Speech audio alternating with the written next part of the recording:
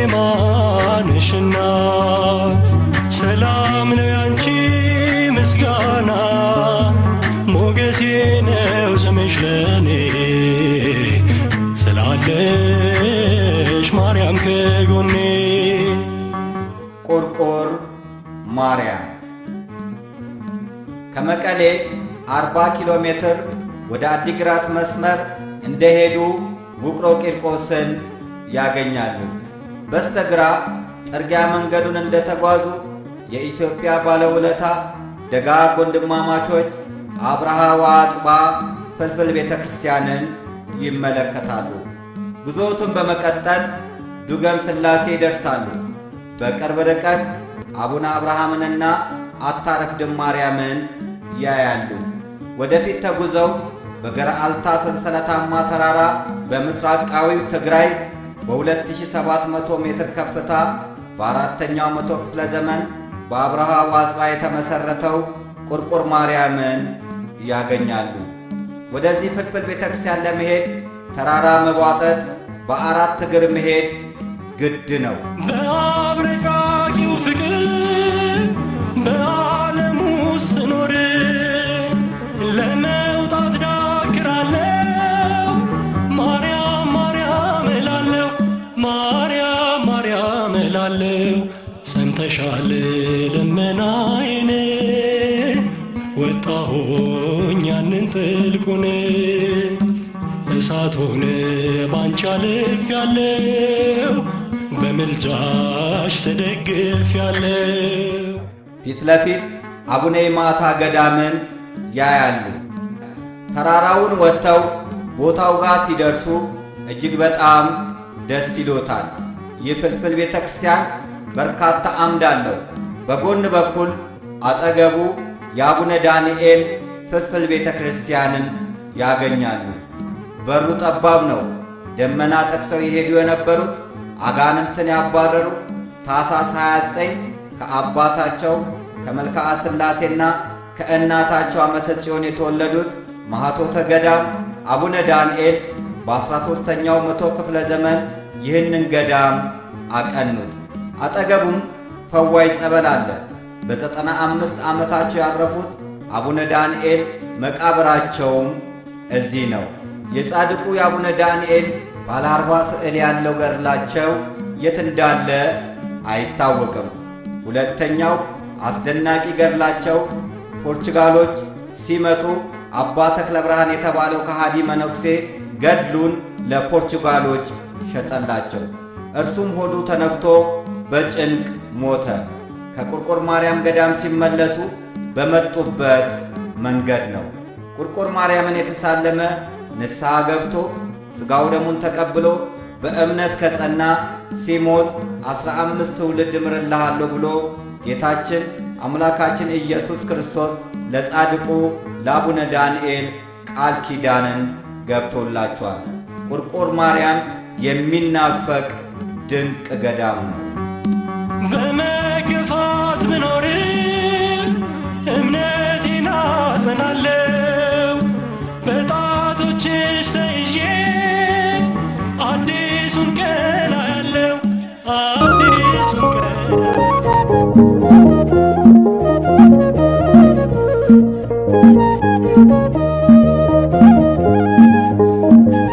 ትምክህቱ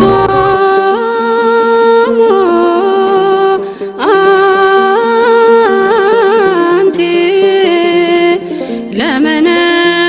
ለመነኮሳት ገዳማውያን። ጽጋጃ አቡነ አኖሬዎስ ገዳም ከአዲስ አበባ በስተ ሰሜን 400 ኪሎ ሜትር ላይ ደሴ ከተማን ያገኛሉ። ከደሴ 7 ኪሎ ሜትር አስፋልቱን እንደተጓዙ ገራዶ አካባቢ በግራ በኩል 30 ደቂቃ በእግር እንደሄዱ ጽጋጃ አቡነ አኖሬዎስ ገዳምን ያገኛሉ። አንቀጸ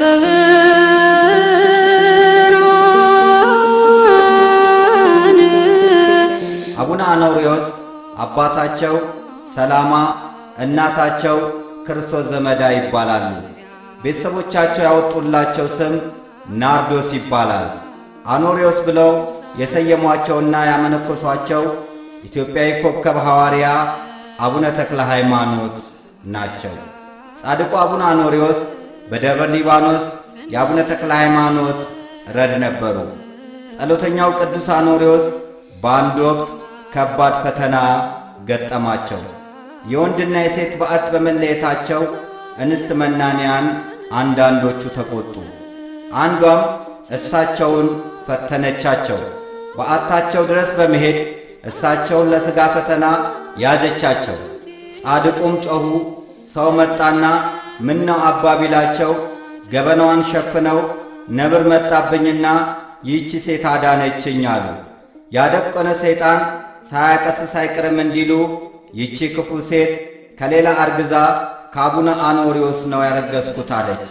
እርሳቸውም በደለኛ ተደርገው በእግር ብረት ታሰሩ። መውለጃዋ ሲደርስ ምጧ በረታ፣ በጣምም ተጨነቀች። በሐሰት ስማቸውን እንዳጠፋች ተናገረች። ተንደርድራም ገደል ገባች። ያቺ ውሻ ገደል ገባች በመባሉ ቦታ አሁን ድረስ ውሻ ገደል ይባላል። አቡነ አኖሪዎስ አቡነ ተክለ ሃይማኖት ሲያርፉ ገንዘዋቸዋል። ከአቡነ ተክለ ሃይማኖት ዕረፍት በኋላ ሹመት ሸሽተው ወደ ጻዕዳ አምባ ሄዱ።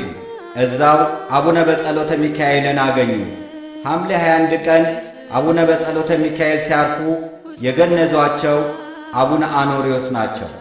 አቡነ አኖሪዎስ አጋት ወንዝ አጠገብ ባሕር አለቅም የተባለው ሥጋ ለበስ አጋንንትን ያዙት። ክፉ መንፈሱንም አውጥተውለት አጥምቀው ስሙንም ሐሬው ክርስቶስ ብለው ሰየሙ። ክርስቶስ መረጠው ማለት ነው። ቅዱስ አባታችን ባሌና አሩሲን በብዛት አስተምረዋል። ገዳማቸው ዛሬ ኑር ሁሴን ወይንም ሼከና ሁሴን ይባላል። ሶፍ ዑመርም በዓታቸው ነበር። ጸሎተኛውና ታጋሹ አቡነ አኖሪዎስ ታላቅ ተጋድሎ ፈጽመው መስከረም 18 በ1471 ዓመተ ምህረት በ104 ዓመታቸው በክብር አረፉ። አጽማቸውም በ1317 ዓመተ ምህረት በንጉሥ አምደ ጽዮን ዘመነ መንግሥት በተመሠረተው በጽጋጃ አቡነ አኖሪዎስ ገዳም ይገኛል። ጻድቁ ኢቲሳ ደብረ ጽላሊ ሲጸልዩ 21 ቀን ሙሉ ብርሃን የወረደላቸው እንኳን ክርስቲያኑ ሙስሊሙ የሚወዳቸው ታላቅ የወንጌል ገብሬ ናቸው። የጻድቁ አባታችን የአቡነ አኖሪዎስ ረድኤትና በረከት አይለየን።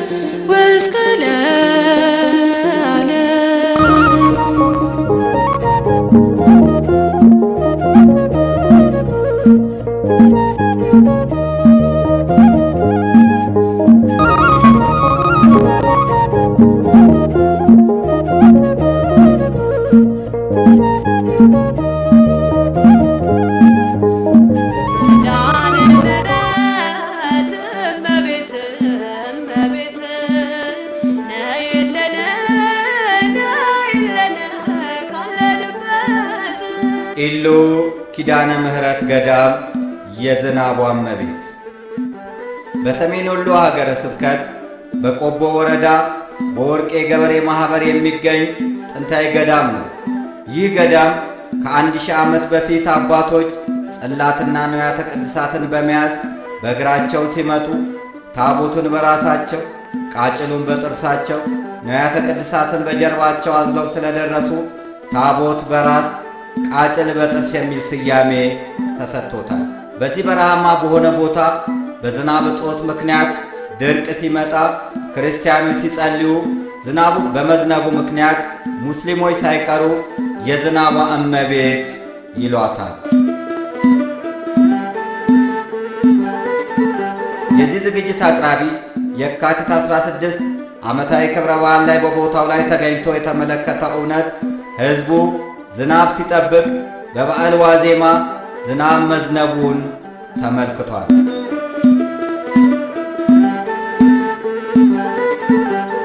የአካባቢ ሙስሊሞችንም ሳናግራቸው እንዲህ አሉ።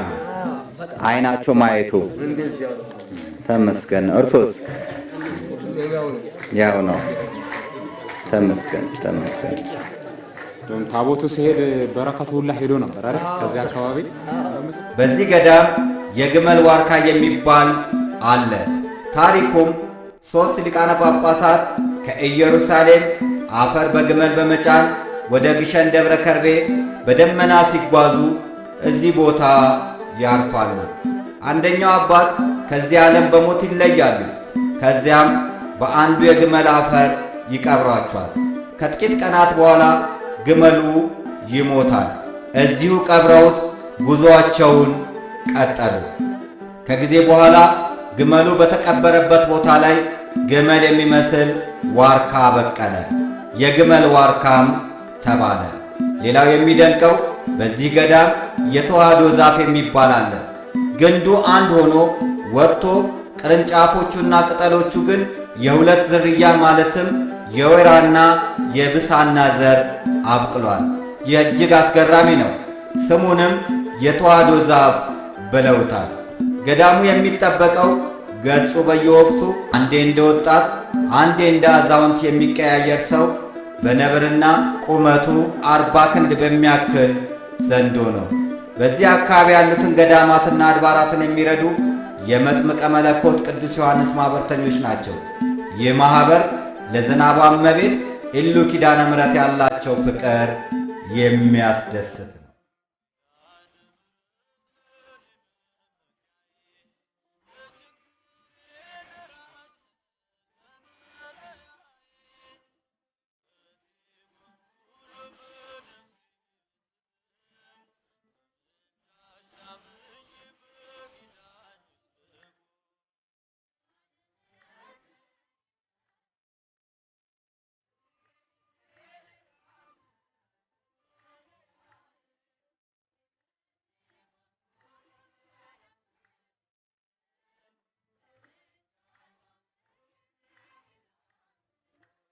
ኪዳነ ምሕረት እመቤት እመቤት ነይልን ነይልን ካለንበት ነይልን ነይልን ካለንበት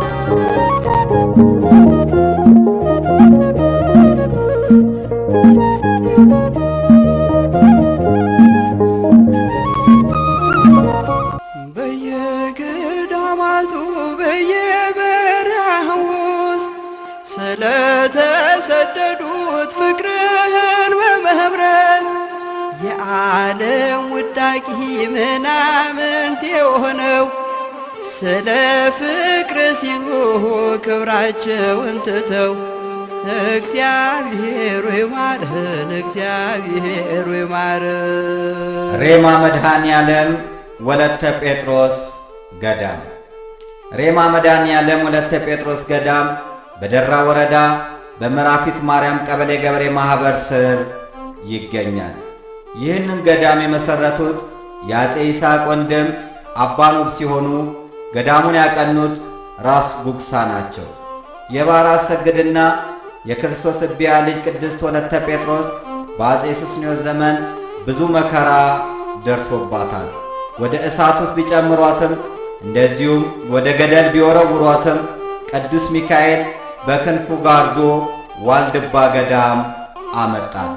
ቅድስት ወለተ ጴጥሮስ 7 ገዳማትን አቅንታለች። በዚህ ገዳም ሙት አስነስታለች፣ ድውያንን ፈውሳለች። ከ700 በላይ የመናንያን እመምኔት ሆና አገልግላለች። ጣና ላይ ሆና ስትጸልይ ልብሷ ለገዳሙ ያበራ ነበር። ይህ ገዳም እጅግ የሚያሳዝነው ጥንታውያን ቅዱሳን ስዕላት በምስጥ ወድመዋል። የቅድስት ወለተ ጴጥሮስ ከግንድ የተሠራ ማቡኪያ እንዳልባሌ ወድቆ ይገኛል። በዚህ ገዳም የቆቧና በትሯ አለ። የተለያየ አይነት ድምፅ የሚያወጣ የድንጋይ ደወልም በረንዳ ላይ ተጋድሟል።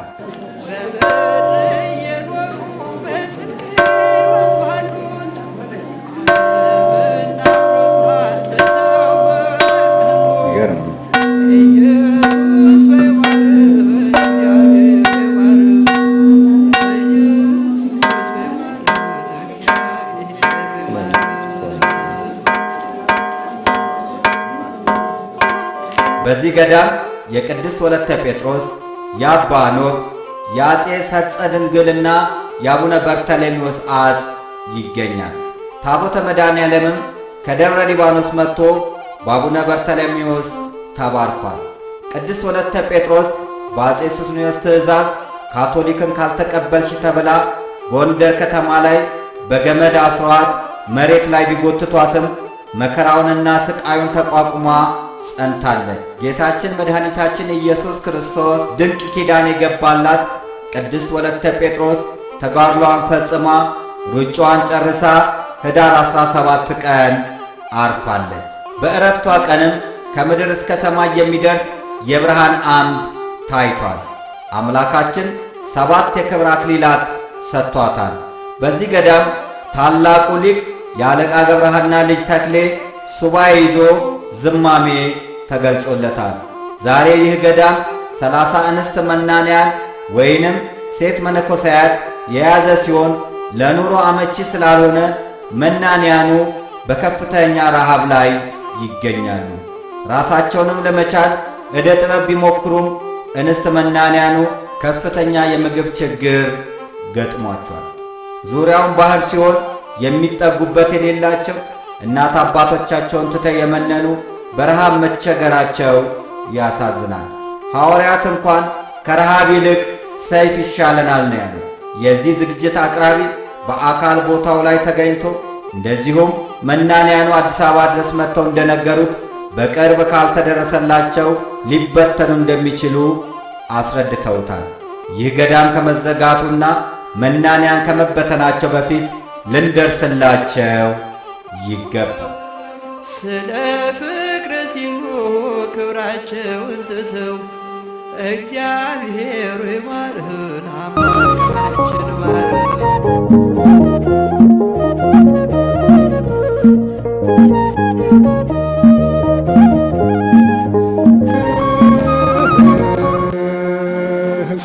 እስኪደርስ ወደ አንተ መምጫዬ ለንስሐ አብቃኝ አቤቱ ጌታዬ አቤቱ ጌታዬ። ማይብራዚዮ አቡነ አላኒቆስ ገዳም።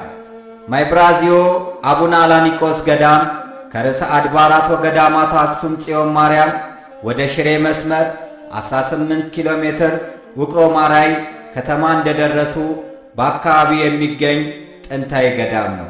አቡነ አላኒቆስ የንጉሥ ይኩኖ አምላክና የኮከቢያ ልጅ ናቸው። ሸዋን ኮበር በ1238 የተወለዱት አቡነ አላኒቆስ ቤተሰቦቻቸው ሊድሯቸው ቢፈልጉም እሳቸው ግን እምቢ ብለው ስዕለ ማርያም ሥር አልቅሰው ሐይቅ እስጢፋኖስ ገቡ። ሐይቅ መንኩሰው ወደ አክሱም ጽዮን ማርያም መጡ። እዚህ ታቦተ ጽዮንን 40 ዓመት አጠኑ። በአንድ ወቅት አንዲት ሴት መኮንን የሆነ ባሏ ዘመቻ ሲሄድ ከአሽከሯ አረገዘች። ባልየው መጥቶ ከማን ነው ያረገሽው ሲላት ከአቡነ አናሊቆስ ጓደኛ ከንስሐ አባቴ ነው አለችው። እሱም ጻድቁ ጋር መጥቶ ንስሐ አባቴን እገላለሁ ብሎ ተቆጣ። እሳቸውም በእውነት ከሱ ነው የጸነሽው አሏት። እርሷም በውሸት አዎን አለቻቸው። እርሳቸውም እውነት ከሆነ ይወለድ ካልሆነ ግን አይወለድ አሏት። ጽንሱ ሳይወለድ 22 ዓመት ቆየ። እሷም ተጨንቃ እያለቀሰች መጥታ ለአቡነ አላኒቆስ እውነቱን ተናገረች። እግዚአብሔር ይፍታ ሲሉ የ22 ዓመት ጽንስ ጺም አውጥቶ ጥርስ አብቅሎ ተወለደ። የተወለደውንም ሕፃን ጻድቁ ተወልደ መድን ብለው ስም አውጥተውለታል። አሳድገውም አመንክሰውታል። ይህ ሰው ጻድቅ ሆኖ ሲያርፍ በትግራይ አሎጌን በተባለ ቦታ በስሙ ቤተ ክርስቲያን ታንጾለታል። ጻድቁ አቡነ አላኒቆስ ፈዋሽ የሆነ የእጃቸው መስቀል እዚሁ ይገኛል። የጻድቁን በሬ የበላውን አንበሳ በልትፋ ብለው ቢሉት በሬውን ከነ ሕይወቱ አገኝተውታል። እጆችን በፍቅር ክፈትልን ጊዜ እስኪደርስ ወደ አንተ መምጫዬ ለንስሐ አብቃኝ አቤቱ ጌታዬ አቤቱ ጌታዬ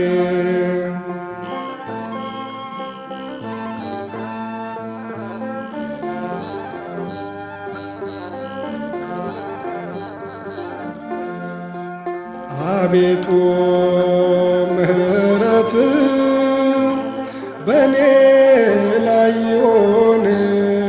አቡነ አናሊቆስ ቤተ ክርስቲያኑ ተሰነጣጥቋል። እዚህ ቤተ ክርስቲያን ወንዶች ብቻ ናቸው የሚገቡት። በግቢው ውስጥ ሴቶች የሚሳለሙት የቅድስት ኪዳነ ምሕረት ቤተ ክርስቲያን አለ። ጥቅምት 21 ዕረፍታቸው የሆነው አቡነ አናሊቆስ ቤተ ክርስቲያኑ ካልተደረሰለት መፍረሱ የማይቀር ነው። ስለዚህ የሁላችንንም ትኩረት ይሻል። አድነኝ እኔን በጎ እንድሠራ ምራኝ መንገዱን።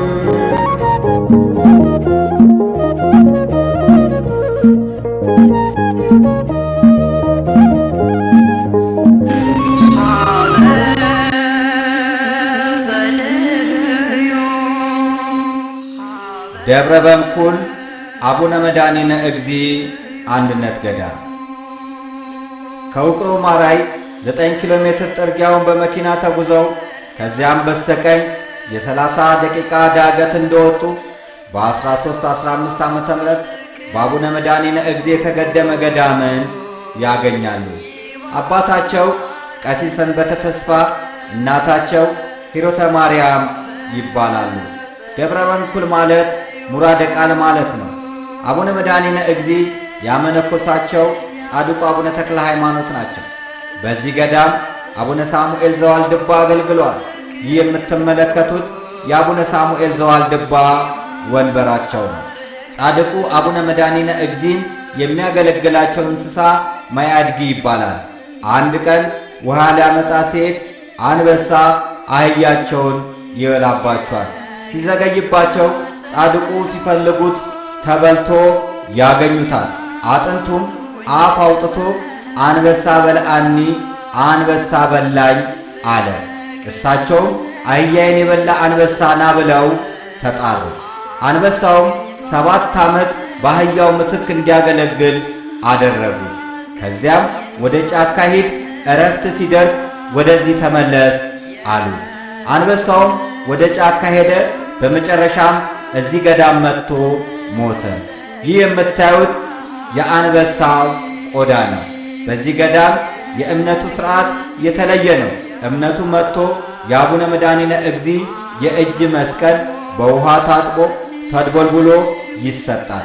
እምነቱ ከጥይት፣ ከሌባ፣ ከአደጋና ከተለያዩ ክፉ ነገሮች ይከላከላል። እምነቱን ይዘው ገዳሙን ተሳልመው ዘመቻ የሄዱ ዘማቾች አንድም ሰው ሳይሞት ከጦርነት በሰላም ተመልሰዋል። እምነቱን የያዙ ሰዎች ከመኪና አደጋ ተርፈዋል። በርካታ መነኮሳት ያሉት ይህ ገዳም የኅብረት ጸሎቱ የሚገርም ነው። ሐዋርያ አቀባበላቸው ድንቅ ነው። የመንፈሱ ድርቀት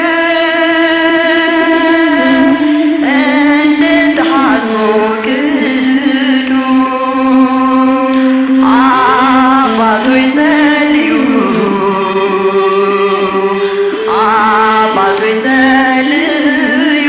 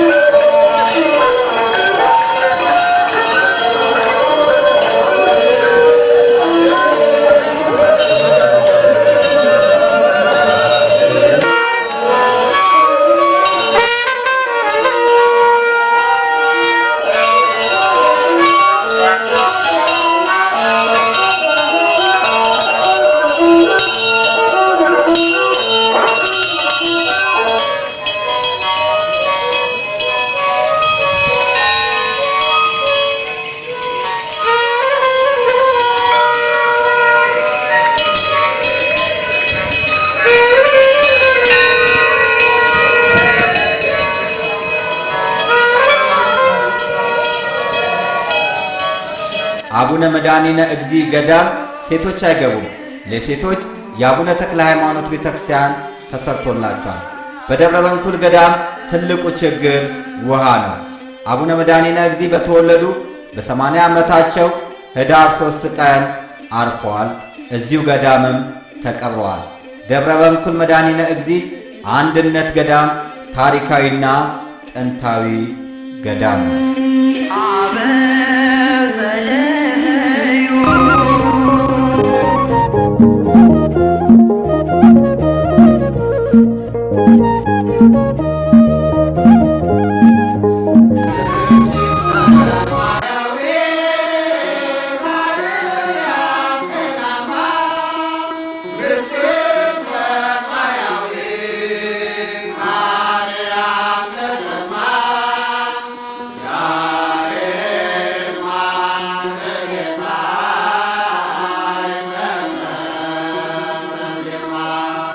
ጣና ቅዱስ ያሬድ ቤተ ክርስቲያን ከባህር ዳር ከተማ በጀልባ ተጉዘው በጣና ቂርቆስ ገዳም ቅዱስ ያሬድ ቤተ ክርስቲያንን ያገኛሉ።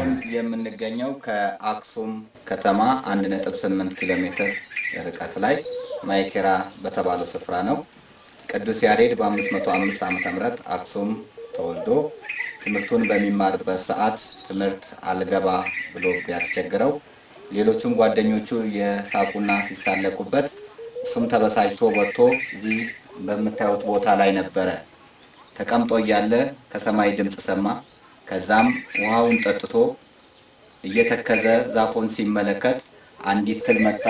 በዚህ ዛፍ ላይ 6 ጊዜ ወጣ ስትወርቅ በመጨረሻም በሰባተኛው ላይ ወጣ ያገኘችውን ቅጠል ስትበላ አይቶ እኔም ከዚህ ትል አላንስም፣ እግዚአብሔር ይረዳኛል፣ ተስፋ መቁረጥ የለብኝም ተብሎ ወደ አጎቱና ወደ መምህሩ ወደ ጌዲዮን ተመልሶ እግዚአብሔር ጥበብን የለገሰው ቅዱስ ያሬድ ለቤተ ክርስቲያናችን ትልቅ ባለውለታ ነው። በዚህ ገዳም የቅዱስ ያሬድ ድጓ አለ። ቀለም በጥብጦ ይጽፍ የነበረ የቅዱስ ያሬድ መስቀል ተሰርቆ ውጭ ሀገር ለጨረታ ቀርቦ ሳለ በእግዚአብሔር ቸርነት በቅዱስ ያሬድ ተራዳይነት ወደዚህ ገዳም ተመልሷል። አጠገቡ የቅድስት ሥላሴ ቤተ ክርስቲያን ይገኛል። በጣና ቂርቆስ እመቤታችን በስደቷ ወቅት ከነ ልጇ ተቀምጣበታለች። በዚህ ገዳም ቁስቋም የእናቶች ገዳምና የቅድስት ክርስቶስ ሰምራ ገዳም ይገኛል። ቅዱስ ያሬድ ለ4 የዓመት ወቅቶች ማለትም ክረምት፣ በጋ፣ መጸውና ጸደይ የሚስማማ ድርሰትን አዘጋጅቷል። ዓለም ሞዛርትን ያደንቃል። ቀደምት የዜማ ባለቤት ቀሲሱ ማህሌታዊ ቅዱስ ያሬድ 8 የዜማ ምልክትን ሰርቷል። ቅዱስ ያሬድ ኢትዮጵያን ተዟዙሮ አስተምሮ በሰሜን ተራሮች እየጸለየ በህብቱና ለብዙ ዓመታት ቆይቶ በጸለምት ዋሻ ውስጥ ግንቦት 11 በ571 ዓመተ ምህረት ተሰውሯል። ቅዱስ ያሬድ ተሰወረ እንጂ አልሞተም። የሚያሳዝነው ይህ ገዳም ከ5ቱ መስዋዕተ ኦሪት አንዱ ይሰዋበት የነበረ ሲሆን ጣና ቂርቆስ በርካታ ቅርስ የያዘና የቱሪስት መስህብ ቢሆንም ገዳሙ ወደብ የለውም። ቀድሞ ያልተሰማ ላንተ የተቸረ መንፈሳዊ ጥበብ ባንተ ተነገረ። የነፍስ ምግብ ነው የአጥንት ልምላሜ ክብረ ሱራፌልን ባንተ አየሁ ደግሜ።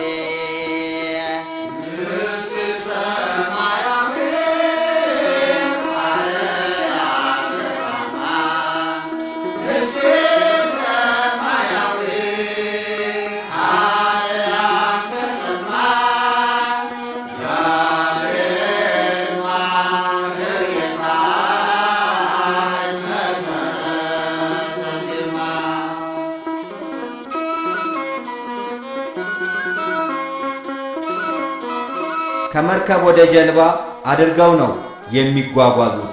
ይህ ደግሞ አደጋ አለው። የሚመለከተው አካል ከፍተኛ ትኩረት ሊሰጠው ይገባል እንላለን።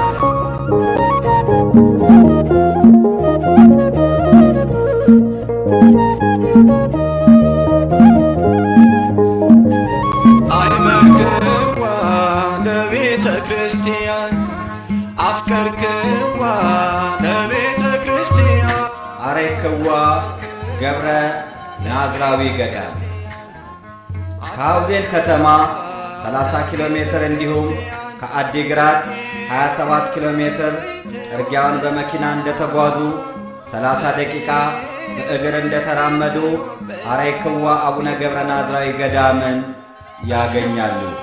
በ13ኛው መቶ ክፍለ ዘመን መጀመሪያ ላይ ከአባታቸው ከስጉ አምላክና ከእናታቸው ክርስቶስ ክብራ ከነገሥታት ወገን የተወለዱት ጻድቁ አባታችን አቡነ ገብረ ናዝራዊ ቅዱስ ላሊበላ 12 ዓመት ተቀምጠው ሐይቅ ኢየሱስ ሞዐ ገዳምን ደጅ ጠንተው በትግራይ ያሉትን በርካታ ገዳማት አንጸውና ቆይተው ይህንን ተራራ ሳዩ ዛቲ ይእቲ ምዕራፍየ እስመ ሐሬክዋ ይህቺ ቦታ ማረፊያዬ ትሆን ዘንድ መረጥኳት በማለታቸው ሐሬክዋ ተባለች። መረጥኳት ማለት ነው። ብዙ ሕዝብ በገመድ የሚወጣበት ገዳም ሲባል የሚያውቀው ደብረ ዳሞን ነው። እዚህ ገዳምም የሚወጣው በገመድ ነው። በትግራይ ሀገረ ስብከት ከሐውዜን ከተማ 30 ኪሎ ሜትር በመኪና ከመጡ በኋላ የሚያገኙት ጥንታዊና ታሪካዊ በአባታችን አቡነ ገብረ ናዝራዊ የሚባለውን ስፍራ ነው። እዚህ ቦታ ላይ መውጣት የሚችሉት ወንዶች ብቻ ናቸው። ሴቶች በቀኝ በኩል ያለውን የአቡነ ተክለ ሃይማኖት ይሳለማሉ። ገመዱን ስታዩ ደብረ ዳሞ ይመስላችኋል። ቤተክርስቲያናችን ግን ዘርፈ ብዙ ታሪክ ያላት ጥንታዊት ቤተክርስቲያን ናት። አምነን ተነስተናል ስምህን ይዘን ፍቅርህን ማዳንህን ተስፋ ያደረግን አብረህን ስትወጣ እናሸንፋለን ቀኝ ስትረዳን ምድርን እንወርሳለን። አምነን ተነስተናል ስምህን ይዘን ፍቅርህን ማዳንህን ተስፋ ያደረግን አብረህን ስትወጣ እናሸንፋለን ቀኝ ስትረዳን ምድርን እንወርሳለን።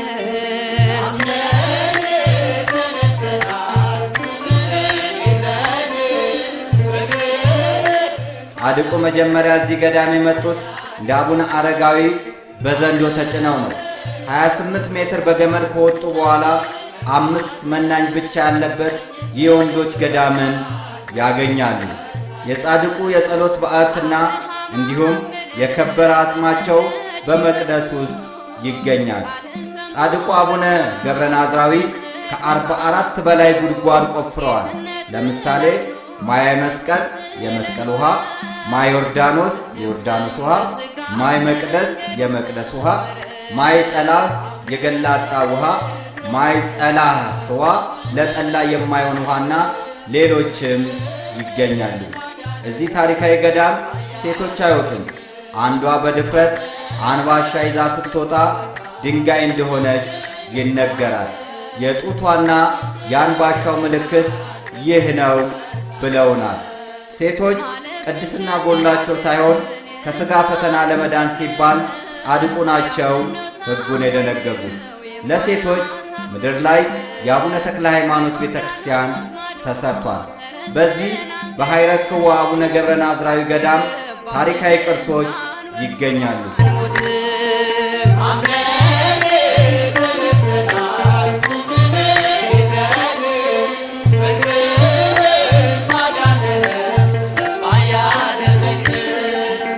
እንደዚሁም ጻድቁ በዘንዶ አማካኝነት ተራራውን ሲወጡ የረገጡት አለት የእግር ጣታቸው ምልክት፣ እናቶች ምጥ ሲይዛቸው፣ ሰዎች ሲታመሙ፣ ድርቅና ቸነፈር ሲከሰት የሚፈውስና ምሕረት የሚያወርደው የተጣሉት ሲያዩ የሚታረቁበት ነብአ መስቀል ማለትም አልቃሽ መስቀል ይገኛል። በተጨማሪም ክረምትና በጋ በማይደርቁ የተለያዩ የስም አይነት ያላቸው የውሃ ጉድጓድና ፈዋይ ጸበሎች ይገኙበታል። የበረከት ስፍራውን ተመልክተው ሲመለሱ መውረጃው በገመድ ይሆናል። ጻድቁ አቡነ ገብረ ናዝራዊ ጥር 29 በዓለ ዕረፍታቸው።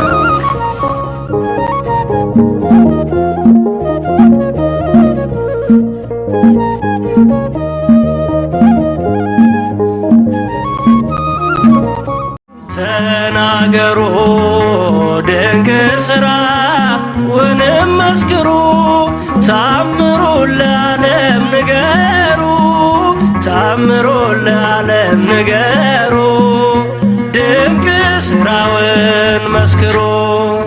አቡነ ገብረ ሚካኤል ገዳም።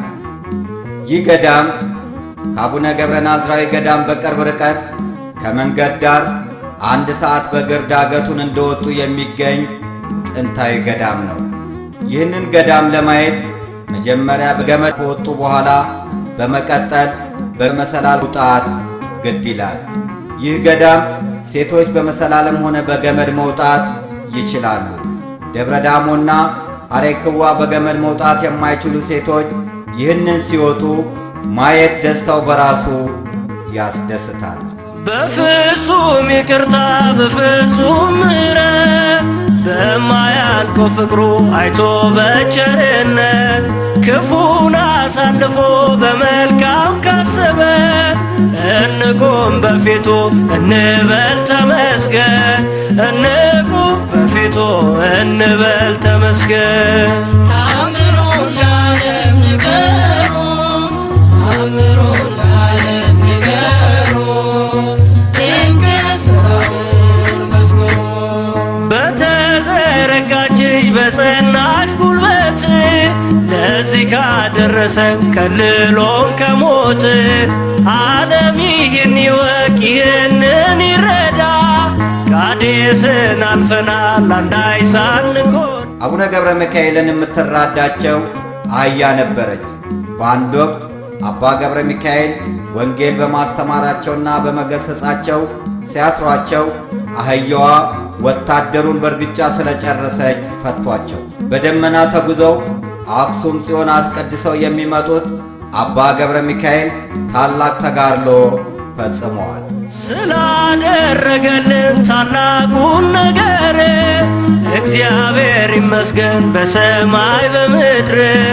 እንደ አይኑ ብሌን ይንከባከበናል፣ የእጆቹን ሥራ መቼ ይተወናል፣ የእጆቹን ሥራ መቼ ይተወናል። ታምሩን ለዓለም ንገሩ፣ ታምሩን ለዓለም ንገሩ፣ ድንቅ ሥራውን መስክሩ።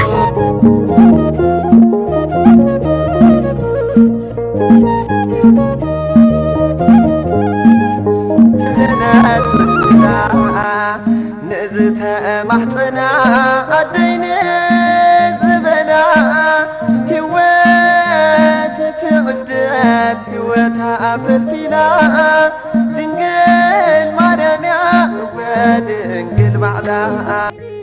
ደብረ ቢዘን አቡነ ፊልጶስ ገዳም ከአዲስ አበባ አዲግራትን አልፈው ዛላምበሳን ተሻግረው እንደተጓዙ በኤርትራ አገር አዲቀይ ቅዱስ ጊዮርጊስ ቤተ ክርስቲያን ይደርሳሉ። ፍቅር በሆነ የኤርትራውያን አቀባበል ይማረካሉ።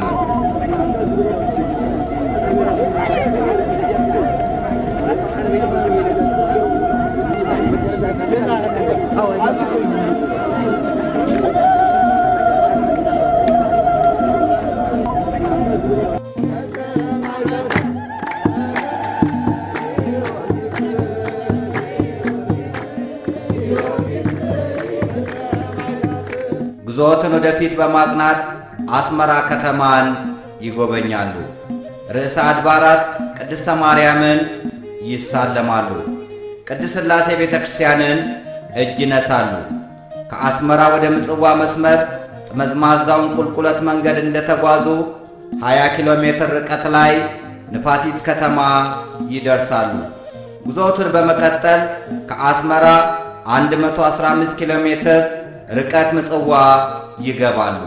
በምጽዋም የምታምረዋን ቅድስት ማርያምን ቤተክርስቲያን ይማጸናሉ። ምንጭና አይበረኸት ዘይትነጽፍላ ንእዝተ ማሕፀና አደይን ዝበላ ቸሩ መድኃኔዓለም ቤተ ክርስቲያንን ይመለከታሉ። ቅዱስ ሚካኤል ቤተ ክርስቲያንንም ይሳለማሉ። በዛውም ቀይ ባህርን ያያሉ። ዛዘይነ ጽፍዮ በልፎኔ ቱሪማይ አፍደገ ናይገነት አደ አዶናይ አደ አዶናይ። ወደ ቀደሙ ነገር እንመለስና ከነፋሲት ከተማ በስተቀኝ ዳገቱን 1 ሰዓት ከ30 በእግር እንደተጓዙ ጥንታዩን ክርስቶስ ኢየሱስ ሲወለድ የኢትዮጵያ ንጉሥ በመሆን ኢትዮጵያን 17 ዓመት በገዛው በንጉሥ ባዜን ደብረ ቢዘን የተባለውን ገዳም ያገኛሉ። ይህ የወንዶች አንድነት ገዳም ሴቶች ዳገቱን ሳይወጡ ታች ምልክቱ ጋር ይቀራሉ። እዛው ቤተ ክርስቲያንንም ይሳለማሉ። ከአባታቸው ከይርዳነ እግዚ ከእናታቸው ከመግደላዊት አክሱም አውራጃ የተወለዱት አቡነ ፊልጶስ የተሰየመው ይህ ገዳም በውስጡ 3 አብያተ ክርስቲያናት አሉ። አንደኛ አቡነ ዮሐንስ ሲሆን ቤተ ክርስቲያኑ በአፄ ቴዎድሮስ ተጀምሮ በአፄ ዮሐንስ ተፈጸመ። ሁለተኛ ቅድስት ሥላሴ ቤተ ክርስቲያን ሲሆን በአፄ ኃይለ ሥላሴ ተሠራ። ይህ ቤተ ክርስቲያን ዘመናዊነቱ ብቻ ሳይሆን ጃንሆይ የጻፉት የእብነ በረድ ላይ ጽሑፍ እጅግ መሳጭ ነው። ሦስተኛ አቡነ ፊልጶስ ቤተ ክርስቲያን ሲሆን ጻድቁ አቡነ ፊልጶስ በጻድቁ በአቡነ ኤዎስጣቴዎስ ገዳም በአቡነ በኪሞስ ነው የመነኮሱት።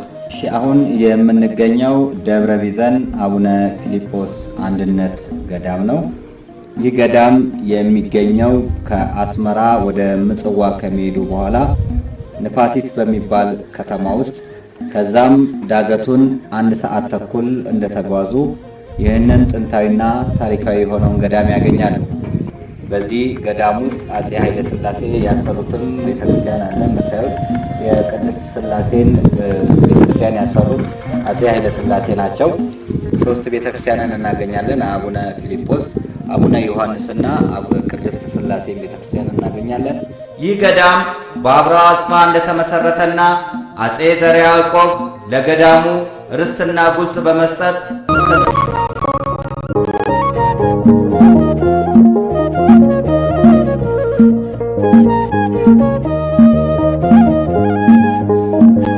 እግዚአብሔር ያጽናናሽ እንባሽን ያብሰው ቤተ ክርስቲያኖ እስከ መጨረሻው ካህንሽ ከመቅደስ ከበጎቹ ጋራ ስለታረደብሽ እንደ ራሔል እንባ እግዚአብሔር ያስብሽ። ጅግጅጋ በኢትዮጵያ ምስራቃዊ ክፍል በኢትዮ ሶማሊያ ሀገረ ስብከት 18 አብያተ ክርስቲያናት አሉ። ሐምሌ 28 2010 ዓ.ም በአንዳንድ እኩያን ሰዎች በክልሉ መንግሥት ታግዘው ለክፉ ዓላማ ተደራጅተው 7 አብያተ ክርስቲያናትን ሲያቃጥሉ 3 አብያተ ክርስቲያናት ላይ ደግሞ በእሳት ከፍተኛ ጉዳት አድርሰዋል። በዚህ ሀገረ ስብከት ካህናት ተገለው እንደ ጧፍ ነደዋል። እግዚአብሔር ያጽናናሽ እንባሽን ያብሰው። ክርስቲያን እህቶቻችን ተደፍረዋል፣ ንብረቶችም ወድመዋል።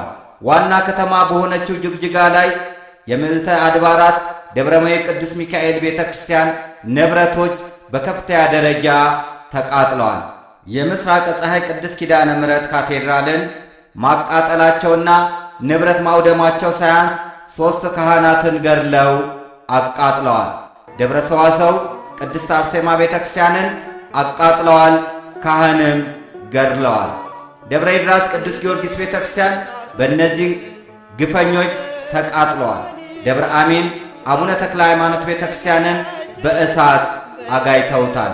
እነዚህ ከሰይጣን የከፉ ድርጊታቸውን በመቀጠል ደጋሃቡር ላይ በ1922 ዓመተ ምህረት በአፄ ኃይለ ሥላሴ የተሠራውን መካነ ሰማዕት ቅዱስ ጊዮርጊስ ቤተ ክርስቲያንን አቃጥለዋል። ይህ አልበቃ ብላቸው ካህኑን በዱላና በድንጋይ ጨፍጭፈው ገለዋል። እግዚአብሔር ያጽናናሽ እንባሽን ያብሰው። ዋርዴር ላይ የደብረ ብስራት ቅዱስ ገብርኤል ቤተ ክርስቲያንን ንዋያተ ቅድሳት አቃጥለዋል። ካህኑንም ገድለው ቀብረዋል። ጸረ ኦርቶዶክስ አቋም ያላቸው በክልሉ መንግሥት የታዘዙት የጥፋት መልእክተኞች ቀብሪ ዳሃር ላይ ደብረ መድኃኒት ቅድስት ማርያም ቤተ ክርስቲያንን አቃጥለዋል። ጎዴ ላይ የደብረ ሰላም ቅዱስ ገብርኤል ቤተ ክርስቲያንን ንብረቱን አቃጥለዋል። ቀላፎ ላይ የፈለገ ዮርዳኖስ ቅድስት ሥላሴ ቤተ ክርስቲያንን አቃጥለው ምልክት እንኳን እንዳይገኝ ወንዝ ጥለዋል። በኢትዮ ሶማሌ ሀገረ ስብከት በዳግማዊ ግራኝ መሐመድ በሆነው የክልሉ ርዕሰ መስተዳድር በነበረው በአብዲሌ የተመራው በሀገራችን በወገኖቻችን ላይ የተፈጸመው ግፍ ታሪክ የማይረሳው ትውልድ የማይዘነጋው ትልቅ ጠባሳ ነው።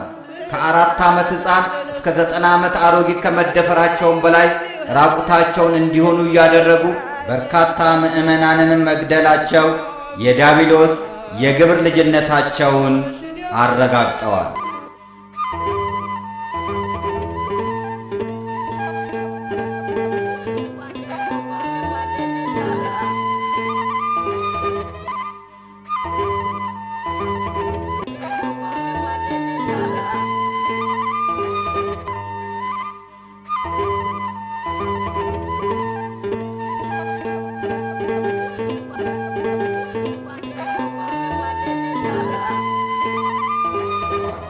በዚህ ሀገረ ስብከት ብፁዕ አቡነ መቃርዮስ ሊቀ ጳጳስ ሆኖ ከተመደቡ ጀምሮ ታላቅ ለውጥ እየታየ ነው። ከተቃጠሉት ውስጥ ቀብሪ ዳሃር ላይ ደብረ መድኃኒት ቅድስት ማርያም ቤተ ክርስቲያን በመምህር ዘመድኩን በቀለ አስተባባሪነት ጥር 21 2011 ዓ.ም ተሰርታ ተመርቃለች። ደገሃቡር ላይ መካነ ሰማዕት ቅዱስ ጊዮርጊስ ቤተ ክርስቲያን በንቁ ኦርቶዶክስ ተዋሕዶ የንስሐ መርከብ ማኅበርተኞች የካቲት 23 2011 ዓ.ም ተሰርቶ ተመርቋል። ያሁሉ መከራ አልፎ ያሁሉ እንባ አልፎ ያሁሉ ሰቆቃ አልፎ እግዚአብሔር ፈቅዶ ብፁዕ አባታችንን አምጥቶ አሁን ሁለተኛ ቤተ ክርስቲያንን አስመረቀን። አሁንም አመስግኑት። ሶማሌ ሀገረ ስብከት ምዕመናንን ለማጽናናት በሰለስቱ ምዕት የማኅበራት ኅብረት በርካታ የማጽናኛ ጉባኤያት የተደረጉ ሲሆን በተለይ መስከረም 1 2011 ዓ.ም በዚህ ኅብረት አማካኝነት አባቶችን፣ አገልጋዮችን፣ ጋዜጠኞችና የኪነ ጥበብ ባለሙያዎችን በመያዝ የተደረገው የጋራ አጋፔ ማዕድና ልዩ ጉባኤ አብሮነትን ያሳየ ለወገን ደራሽነትን ያመለከተ ነበር። የደናግል መመኪያ የነቢያት ገዳም አውደ ዓመቱን ባርኪልን ድንግል ማርያም የደናግል መመኪያ የነቢያት ገዳም። የዚህ ዝግጅት አቅራቢ ለዚህ ሀገረ ስብከት 2 ነገር ያስፈልጋል ይላል። ሕንፃ ቤተ ክርስቲያንን መስራት እንደተጠበቀ ሆኖ አስቀድሞ ሰው ላይ መስራት ግድ ነው። ሕንፃው ለሰው ነውና የተሰራው። ስለዚህ አንደኛ ተከታታይ ጉባኤያትን በማዘጋጀት ምዕመናንና ሰንበት ትምህርት ቤትን ማደራጀት፣ የራቁትን ማቅረብና ማጽናት ያስፈልጋል። ሁለተኛ በዚህ ሀገረ ስብከት ስር ዋጋ ከፍለው ዛቻ ችለው በረሃውን ተቋቁመው በሞት እያገለገሉ ላሉት ካህናትና ቤተሰቦቻቸው አንድ ትልቅ በጥናት የተደገፈ የገቢ ምንጭ ፈጥሮ የማኅበረ ካህናቱን ኑሮ እንዲሻሻል ማድረግ በጣም እጅግ በጣም ወሳኝ ነው። በመሆኑም የሶማሌ ክልል ካሳ የመክፈል ግዴታ ስላለበት ሁላችንም በጋራ በመንቀሳቀስ በባለፈው ጥፋት ይቅርታ እንዲጠይቅ ለወደፊቱ ለክርስቲያኑ ዋስትና እንዲወስድ ተጽዕኖ እንዲፈጠርና ልዩ ትኩረት እንዲሰጠው ያስፈልጋል እንላለን። ካህንሽ ከመቅደስ ከበጎቹ ጋር ስለታረደብሽ እንደ ራሔል እንባ እግዚአብሔር ያስብሽ። የገዳማት ታሪክን ማንሳት ውቅያኖስን በማንኪያ እንደ መጨለፍ ነው። ታሪኮ በቤቱ ይደርስ ዘንድ የሁላችንንም አስተዋጽኦ ይፈልጋል። የማይነጥፍ ዘመን ተሻጋሪ ታሪክ፣ አኩሪ ባህል፣ ውብ እሴት ያላት ኢትዮጵያን ለማቆየት ታሪክ መስራት ወይንም ታሪክ መጠበቅ ወይንም ታሪክ ማወቅ አለብን። ያለበለዚያ ግን የእሳት ልጅ አመድ እንሆናለን። አባቶቻችን ደረታቸውን ለጦር እግራቸውን ለጠጠር ሰጥተው በገዳማት ዋሻ ጥሰው ዳዋ ለብሰው ድንጋይ ተንተርሰው ግርማ ሌሊቱን ድምፀ አራዊቱን ጸባ አጋንንቱን ታግሰው ቅዱስ ጳውሎስ እንደተናገረው ሌሎችም መዘበቻ በመሆንና በመገረፍ ከዚህም በላይ በእስራትና በወህኒ ተፈተኑ፣ በድንጋይ ተወግረው ሞቱ። ሁሉን እያጡ መከራን እየተቀበሉ እየተጨነቁ የበግና የፍየል ሌጦ ለብሰው ዞሩ። ዓለም አልተገባቸውምና በምድረ በዳ በተራራ በዋሻና በምድር ጉድጓድ ተቅበዘበዙ። ዕብራውያን 11 ቁጥር 36። ሞተው ታሪክ ሰሩልን። እኛ ቢያንስ ታሪክ ባንሰራ ታሪክ እንወቅ። የአባቶቻችን ልጆች እንሁን። ልጆቻችንን በሚሄዱበት መንገድ እንምራቸው። በሸመገሉ ጊዜ ፈቀቅ አይሉምና። ጠቢቡ ሰለሞን እንዲህ ይላል፣ ልጅህን በሚሄድበት መንገድ ምራው፣ በሸመገለም ጊዜ ከእርሱ ፈቀቅ አይልም። መጽሐፈ ምሳሌ ምዕራፍ 22 ቁጥር 6። ስለዚህ እኛም ኢትዮጵያዊነታችንን አንዘንጋ። አባቶች የሰሩትን የቀደመውን የድንበር ምልክት አታፍልስ። መጽሐፈ ምሳሌ ምዕራፍ 22 ቁጥር 28። የሰራዊት ጌታ እግዚአብሔር ሆይ አገራችንን ኢትዮጵያን ጠብቅልን፣ ባርክልንም ለዘላለሙ። ኢትዮጵያን ጠብቃት ከክፉ መከራ